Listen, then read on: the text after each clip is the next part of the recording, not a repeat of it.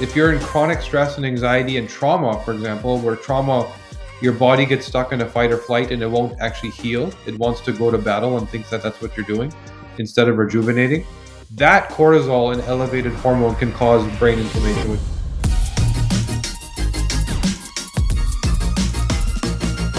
If you have inflammation in your brain, your body will deploy cholesterol to your brain as a hormone to fight the inflammation. That's why it's sent there. Something caused the inflammation, usually some form of a toxin. Yeah. Toxin causes the inflammation, cholesterol is sent. The same toxin that causes inflammation in the brain also oxidizes the cholesterol, and now the cholesterol starts to build up because it's been damaged. And if you have the bad ApoE gene, you don't do a good job of movement of that cholesterol. So you start to build what's called an amyloid plaque in your brain. And that plaque chokes at the brain cells, kills brain cells, and eventually leads to a condition you might call dementia. Right. So Mhm. my question is, why was the brain inflamed? Isn't that the first step? Right. Before the cholesterol only went there to fix a problem. The cholesterol wasn't the problem in itself. So that ApoE gene shouldn't be part of the equation. We know why the brain gets inflamed. There's a gentleman named Dr. Tom O'Brien who's a pioneer of the functional medicine sort of movement, and he said that in California, where he is, 66% of dementia is inhalation based on what people are breathing because the air is so polluted. And we are genetically wired for a certain level of pollution, but it's gone far beyond that. So much getting in, causing inflammation in the brain. And now genetically, we filter at different levels, so it may mean more to certain people. In Canada, where you and I are, Health Canada refers to Alzheimer's as type 3 diabetes, meaning that it's a Mm. metabolic issue because the vast majority of Canadian dementia is based on I ate too much sugar. And I could have got the standard conventional diabetes we know, or I could have got inflammation in my brain that led to this plaque issue, right? Two of five. Number three is stress and cortisol. If you're in chronic stress and anxiety and trauma, for example, where trauma, your body gets stuck in a fight or flight and it won't actually heal, it wants to go to battle and thinks that that's what you're doing instead of rejuvenating.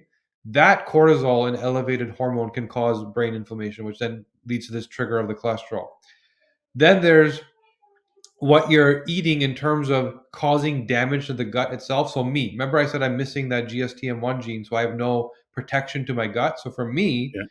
the gut lining getting disrupted, leading to what we call leaky gut. The Yeah. toxin can then leak through your gut wall, which becomes permeable directly into your bloodstream, crossing the blood-brain barrier, causing brain inflammation. So from people, it's their leaky gut that causes it. And the last one, and this is why 80% of dementia cases are in women. The research dollars all go on studying male cases, but the cases are mostly in women because hormones that you make can cause inflammation. And women, some women, are genetically wired to produce excess estrogen metabolites, which are highly inflammatory, and those can cause inflammation to the brain. Right. So now you have these five buckets of root cause, and that's what I meant by functional thinking. Science is this gene causes Alzheimer's. If you see a marker, you're going to get, and it's true, the correlation is there, but it doesn't tell you what to do. And in that episode with Chris Hemsworth, he was just kind of walking around, looking out into the sky, saying, "Am I going to be able to recognize my grandchildren?" That's what he was left with. Like, here you go, good luck. Let's see what happens. Versus, let's go look at these five things, find the root cause, and just make sure you never have inflammation in your brain. It's a priority, not a prescription. So as I'm kind of listening to what you're describing, and there's of course a number of things that fall into that. Something that showed up for me is I believe you're on a Tom Bilyeu podcast, and we're discussing this kind of topic and having a conversation with Tom, and only because I follow Tom, he's very entrenched in this whole thought process about the gut and the Yeah. impact of the gut and the understanding. And there was a book some time ago that I read, and this is many years ago, called The Second Brain. I think that was the title Yeah. of the book, The Second Brain, being about the gut.